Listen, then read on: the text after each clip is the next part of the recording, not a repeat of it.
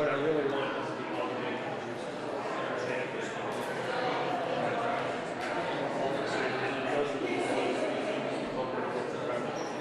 it's always like self-driving. You never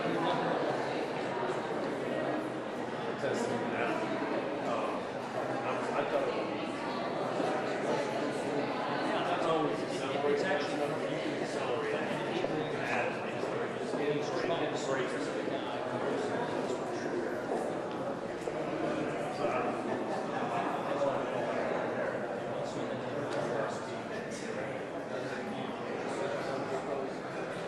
Well, I made a reservation for 18.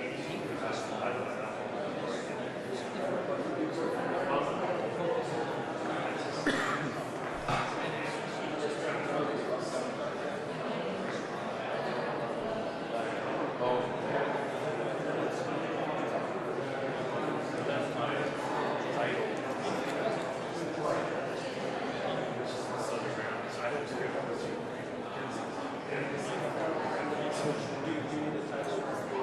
Well, here's my card.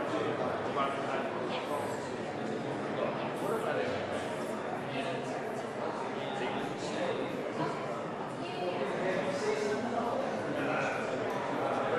Well, at least try and find a way down there. I would have to. Yeah. Then you know it's out.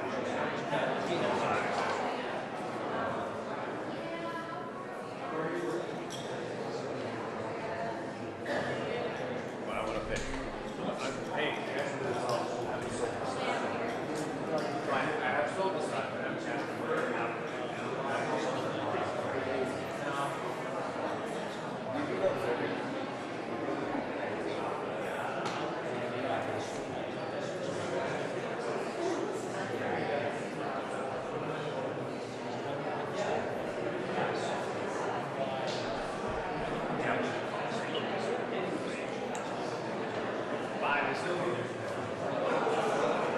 Because with them, people are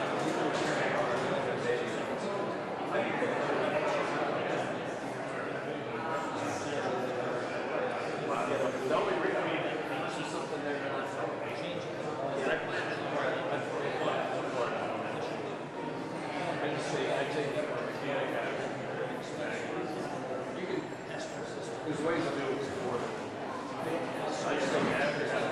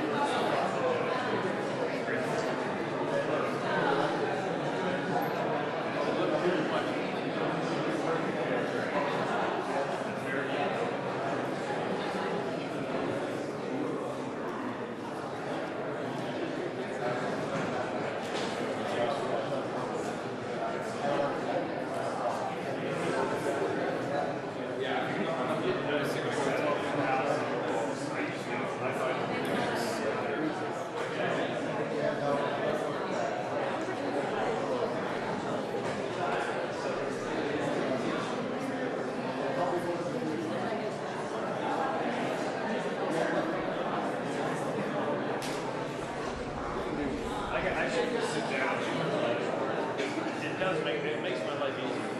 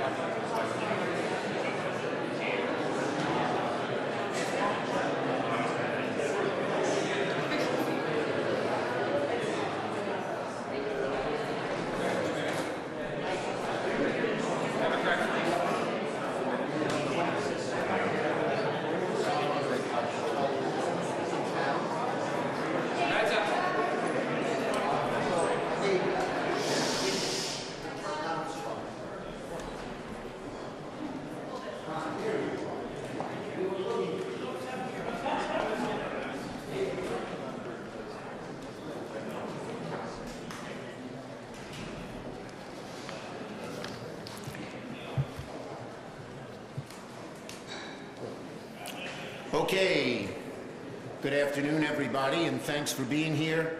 Special thanks to Senators Wyden, Hassan, Welch for joining us. Now, this weekend, we got news that President Trump will be accepting almost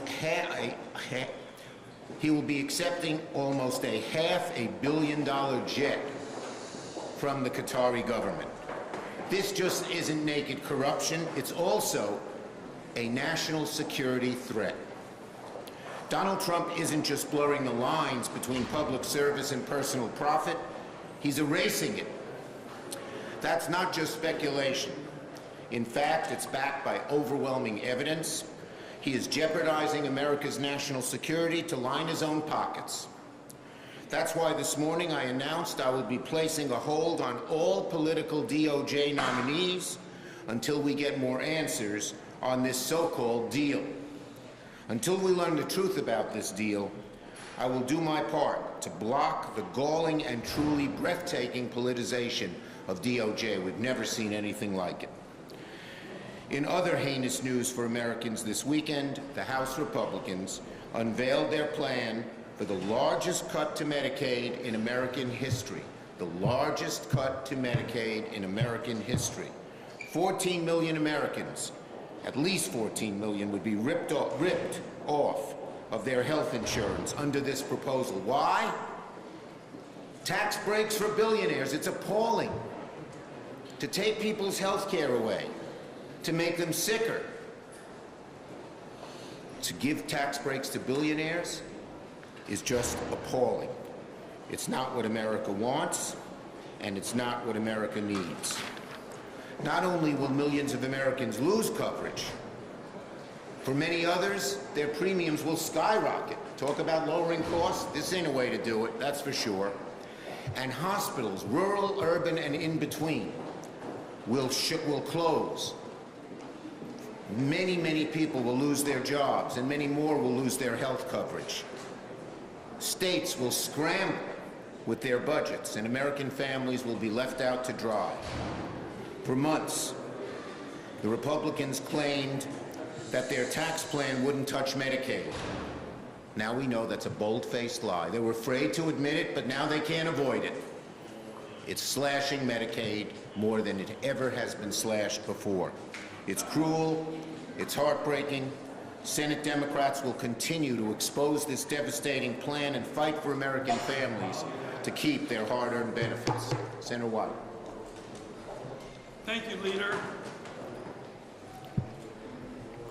And let's be clear about what the Republicans are up to on health care.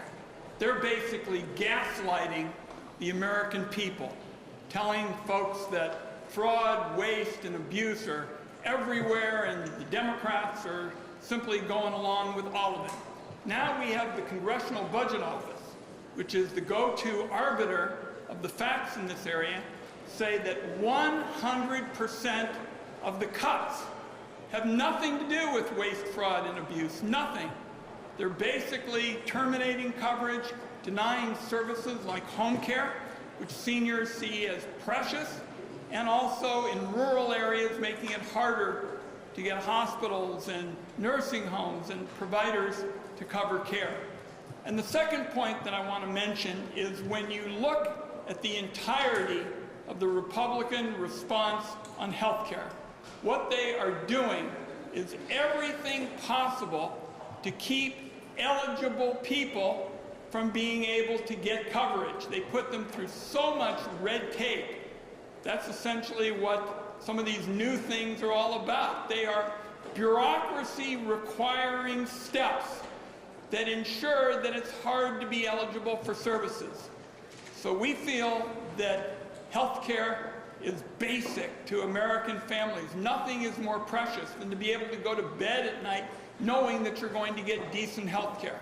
And what the Republicans do in their health care provisions in the reconciliation package is walk back health security for millions and millions of Americans, all to make sure that folks at the very top of the ladder can come up with another package of benefits that in so many instances defy common sense and are only there in order to give yet more privileges to the people at the top. We're for a tax code that gives everybody in America the chance to get ahead, and that's what we're going to battle for in this process. Thank you, Senator White. Senator Hassan. Well, thank you, Leader Schumer.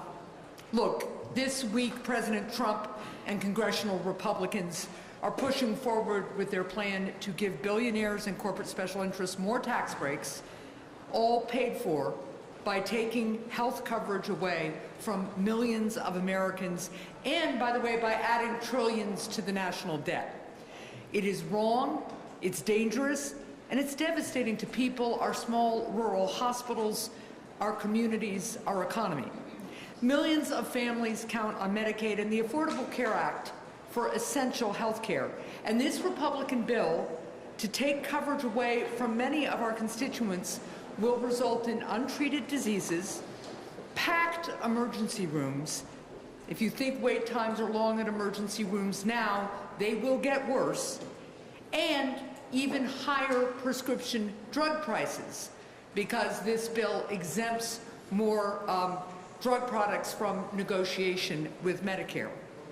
When I was governor of New Hampshire, we expanded Medicaid with Republican support, because even though we didn't agree on everything, we understood that we're all better off when people are healthy.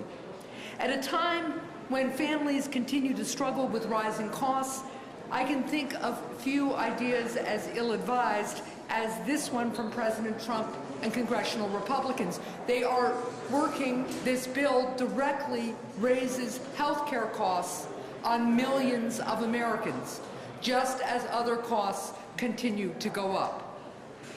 But this proposal to take Medicaid coverage away from people doesn't just put the families who are going to lose coverage at risk. No, this proposal threatens our entire healthcare system.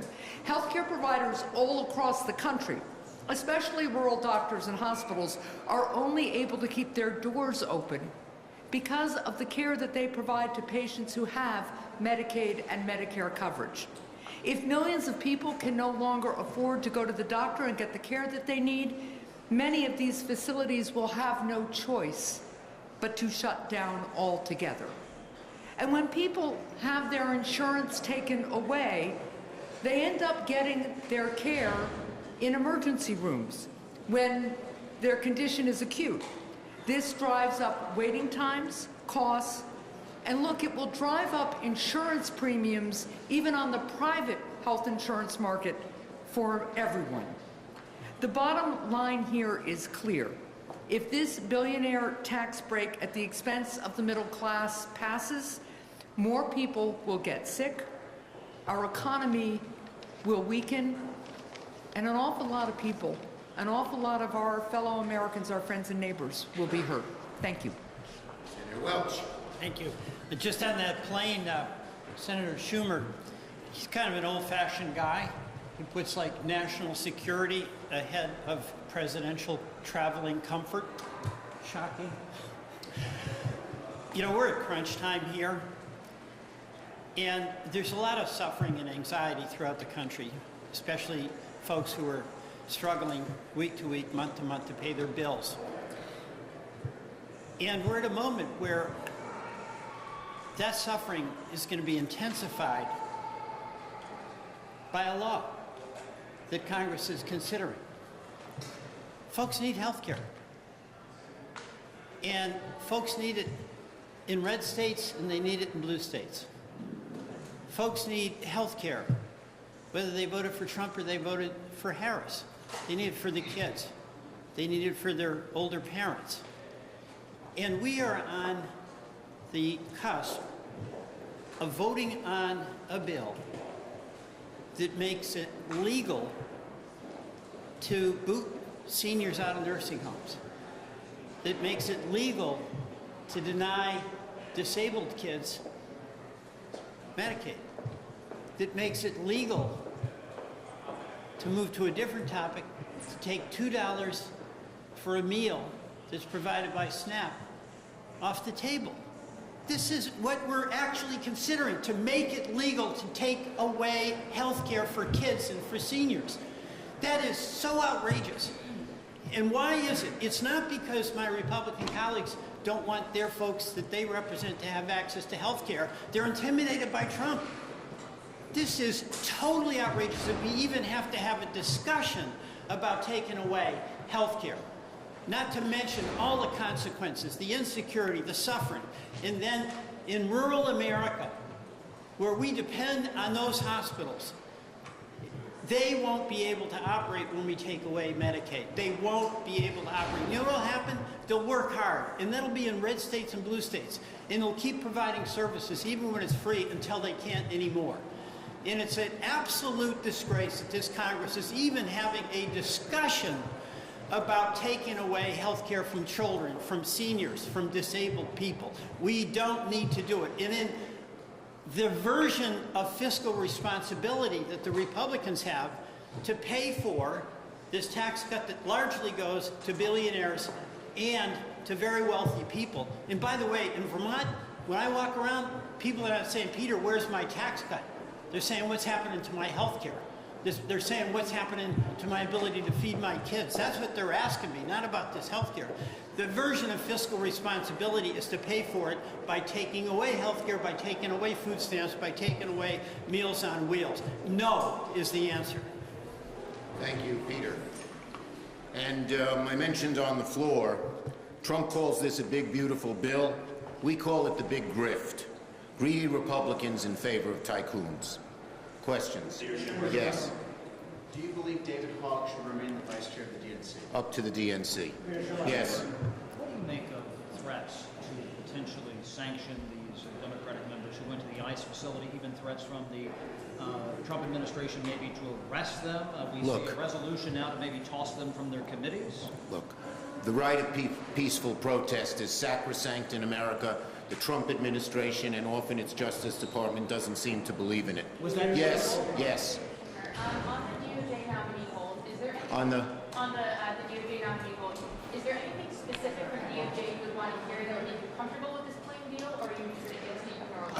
the floor today, and in a letter we will be sending, we ask a whole lot of questions, a lot of serious answers. National security threats. You're going to take a plane from another country? And Air Force One is the most complicated piece of aircraft in the world. It needs so much, so much goes into it, a lot of which is classified. We got a lot of questions. Yes. No. Yep. This person. Okay, you get him, Manu. I thought his hand was up. You said in June of last year, in my meetings with President Biden, I found him to be in command and impressive and wielding influence to make progress on key priorities. But in that same month, Biden apparently did not even recognize George Clooney at a fundraiser. Were you being straight with the American public about Look, Biden's we're just looking forward. Yes. What's your reaction to President Trump's proposal to direct HHS and CMS to negotiate lower drug prices if they match what other countries are Yeah, paying? it's very much the same as what he said in 2020. It's all talk, no action. In 2020, he didn't get the results, and I doubt he's going to get them now. A lot of talk, a lot of hype, no action. Thank you, everybody. Alex, can you take you through that? Get your leader.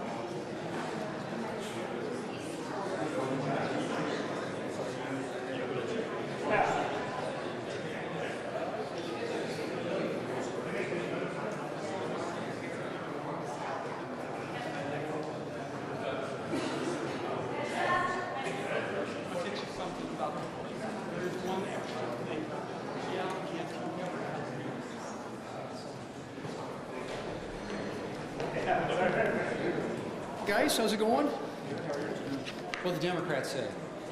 No, you don't have to tell me. I think I know what they said. This week, we should be on the Genius Bill, which is a stablecoin bill. As most of you know, we had a vote to motion, a cloture on the motion to proceed last week, which every single Democrat voted against, in spite of the fact that there were 5 Democrats who voted for that exact legislation when it came out of the Senate Banking Committee. So the Democrats have now found newfound admiration for the Senate filibuster. The junior senator from Arizona was in Pennsylvania over the weekend. And by the way, he was one of the Senate Democrats who voted for the Genius Bill when it came out of the Senate Banking Committee. And he was out there just crowing about the fact that the Senate Democrats have used the filibuster now 4 times. They stopped 4 bills via the filibuster. And so pretty remarkable, honestly, that the Democrats now are in love with the Senate filibuster. And given the fact that every single Senate Democrat either voted for or campaigned in favor, or I should say, in favor of getting rid of the filibuster. So it's a pretty remarkable turnaround. Not that hypocrisy is something that's new in this town, but this seems to take it to a whole new level.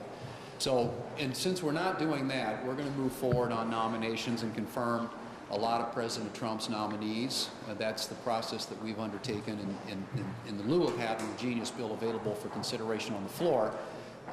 And I would point out, with respect to that subject, that this is the first president that hasn't had a nominee that has been approved by voice vote or unanimous consent at this point in a Senate, going back, if you can believe this, to the Ford administration. So the Democrats have opted and chosen obstruction, they've chosen blocking, they've chosen delay as their means of kind of trying to manage the institution these days. But we're going to, in spite of that, continue to press forward. We're going to continue to move the Republican agenda, which starts with getting the president's nominees into place as quickly as possible. So that is the agenda for this week. And at some point, hopefully the Democrats will come back to the table on the genius bill and we'll get to a point where we can put it back on the floor. Unfortunately, we didn't have that opportunity this week because they chose to filibuster it last week. Senator Rossi? No? Okay. Yeah. Some of your Republican colleagues are voicing concerns with the House product on reconciliation, whether it's Medicaid, whether it's phasing out some of the clean energy tax breaks, whether it's not doing enough to reduce the deficit. How are you responding to these concerns, and what is the plan in the Senate? Will you take up the House bill? Will you draft something on a parallel track?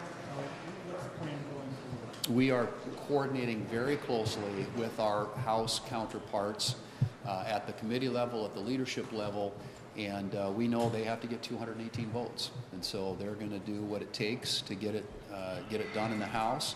And when it comes over here, we will be prepared for various contingencies, obviously one of which could be taking up the House bill and then offering a Senate substitute.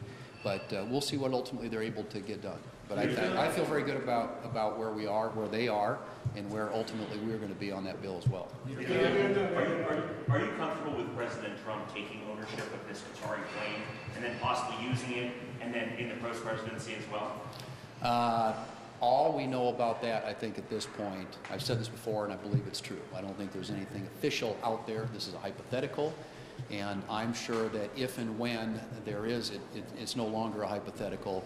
I can assure you there will be plenty of scrutiny of whatever that arrangement might look like. Are you concerned with the national security implications of that jet being given as a gift to the president? Well, again, I mean, like I said, there'll be plenty of scrutiny. There are lots of issues around that I think will attract very serious questions if and when it happens. At this point, all we've heard about is something that might be a hypothetical. Can you give me your take on these Democrats going to this ICE facility in Newark? Obviously, members under Part 1, Section 6 have protection here to conduct oversight.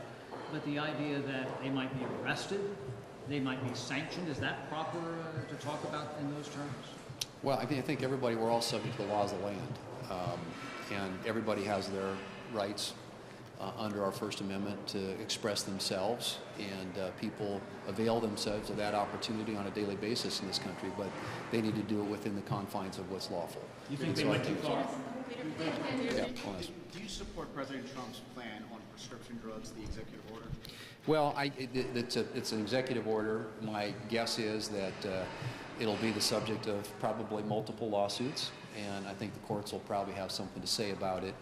But all I've said before, and I don't think there's anything new in this proposal as in many of the other proposals the President's made. This is something he passionately believes in. It's something he's talked about for a long time. And so, he's trying through executive order to make some headway on lowering the drug prices for people in this country, particularly seniors. And again, we'll see how it plays out. But I'm quite certain that there will be lots more to say about that because I suspect that it's going to be the subject of litigation for some time. Thank you all.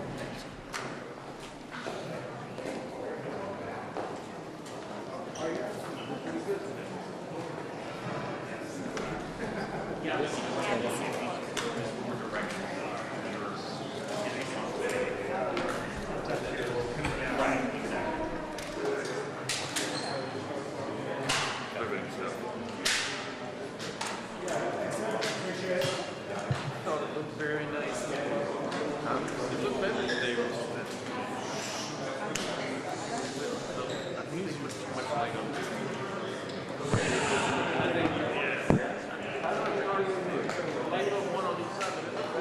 What color?